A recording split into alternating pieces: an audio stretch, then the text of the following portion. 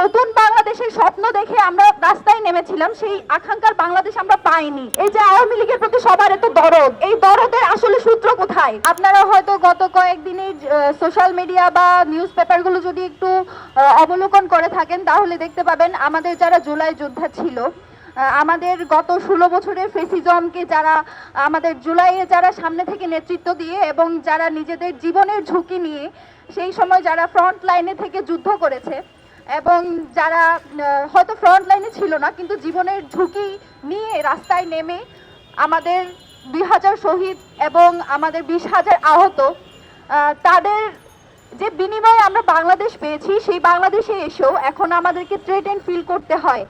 আমরা বিভিন্ন জায়গা থেকে থ্রেট পাচ্ছি, আমাদের অনেক ভাই আমাদের অনেক বোন থ্রেট পাচ্ছে, সেই সাথে আমাদের 5 জন কিন্তু অলরেডি শহীদ হয়েছে। এখন এই যে বাংলাদেশ, এই বাংলাদেশে 2000 শহীদদের বিনিময়ে যে আমরা বাংলাদেশ পেয়েছি, 24-এর যে নতুন বাংলাদেশ আমরা পেয়েছি, সেই বাংলাদেশে এসেও আমাদেরকে আমরা সেই আমাদের আকাঙ্ক্ষার যে একটা নতুন বাংলাদেশের স্বপ্ন দেখে আমরা রাস্তায় নেমেছিলাম, সেই আকাঙ্ক্ষার বাংলাদেশ আমরা পাইনি। আপনারা দেখবেন সোশ্যাল মিডিয়ায় এখন ঝড়, তোমরা কারা আমরা কারা, তোমরা কারা আমরা কারা বলার চেয়ে যারা এই স্বাধীনতা এনে দিয়েছে তোমরা কারা আমরা কারা বলার মতো যে পরিস্থিতিতে আপনারা এখন আছেন, সেই পরিস্থিতি যারা তৈরি করে দিয়েছে তাদের জন্য আপনাদের কোনো কর্মসূচি, আপনাদের কোনো চিন্তা আমরা দেখতে পাই না কেন? যারা রাজনৈতিক দল আছেন, আমার বিএনপি বলেন, জাতীয় নাগরিক কমিটি বলেন, আপনাদের এখন মাঠে থাকার কথা ছিল। জুলাই কিন্তু শেষ হয় নাই। জুলাই যদি শেষ হতো তাহলে আমরা এখন এই যে বাংলাদেশে দাঁড়ায় আছি, আমাদের আজকে এখানে দাঁড়াতে হতো না, আমরা জীবনের ঝুঁকি ফিল করতাম না, আমাদেরকে এই জায়গায় এসে কথা বলতে হতো না।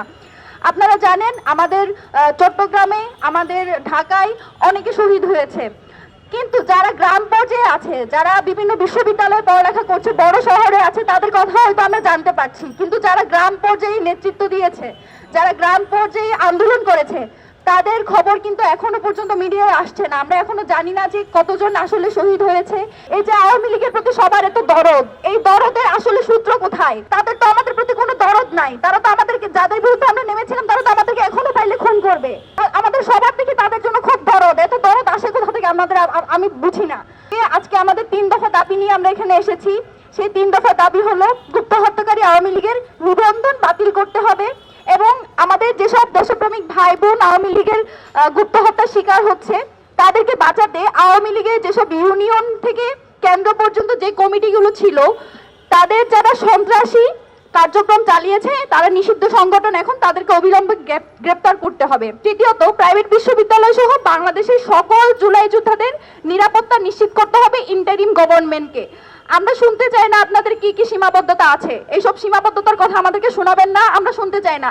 বাংলাদেশের বিচার ব্যবস্থা, বাংলাদেশের আইন শৃঙ্খলা, ল অ্যান্ড অর্ডারকে আপনারা ঠিক করেন, আর যদি ঠিক করতে না পারেন আপনারা বলে দেন, আমরা নিজেরাই তার ব্যবস্থা করে নিব। কিন্তু আপনাদের হাতে আমরা যে দায়িত্ব তুলে দিয়েছি সেই দায়িত্ব যথাযথভাবে পালন করার চেষ্টা করেন, না হলে দায়িত্ব ছেড়ে দেন। কুপিয়ে কুপিয়ে রাস্তার পাশে ফেলে দেওয়া হচ্ছে, কাউকে ড্রেনে পাওয়া যাচ্ছে, কাউকে পিছন থেকে এসে ছুরিকাঘাত করা হচ্ছে, কিন্তু আমরা বর্তমান সরকারের পক্ষ থেকে দৃশ্যমান কোনো পদক্ষেপ গ্রহণ করতে তাদেরকে দেখছি না, যেটা আমাদের এই ছাত্র জনতার জন্য অত্যন্ত দুঃখজনক।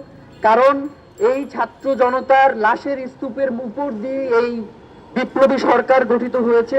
সুতরাং তারা যদি ছাত্রদের এই অবদানকে, ছাত্রদের এই নিরাপত্তার ব্যাপারে তারা অবহেলা করে, তাহলে এই বিপ্লব বেশি দিন দীর্ঘস্থায়ী হবে না।